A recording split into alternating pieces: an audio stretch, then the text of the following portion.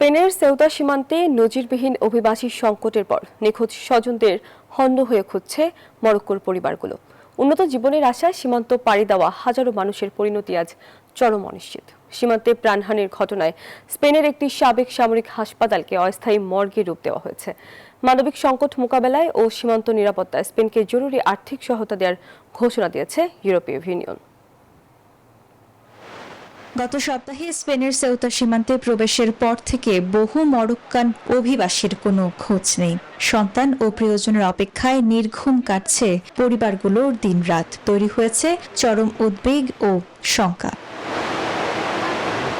ভুয়া তথ্যে প্রলুব্ধ হয়ে ইউরোপে যাওয়ার স্বপ্ন দেখেছিল এসব তরুণ। এখন হন্যে হয়ে হাসপাতাল ও মর্গে ঘুরেও নিজেদের সন্তানদের কোনো সন্ধান পাচ্ছেন না অভিভাবকরা। হাসপাতালগুলোতে খুঁজেছি, মর্গেও তাকে পাইনি। ছেলেটা সেউতায় ঢুকে মারা গেছে কিনা তা শুধু ঈশ্বরই জানেন।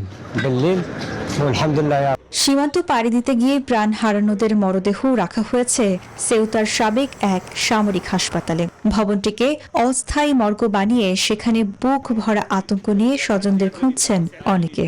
বসুন্ধরা টিস্যু, অশুদ্ধতার বিরুদ্ধে এক বিন্দুও ছাড় নয়। সেউতায় আটকে পড়াদের অবস্থা বেশ করুণ। অবিলম্বে এসব মানুষের খাদ্য, আশ্রয় ও দ্রুত আইনি প্রক্রিয়া নিশ্চিতের তাগিদ দিয়েছে Spanish commission for refugee aid.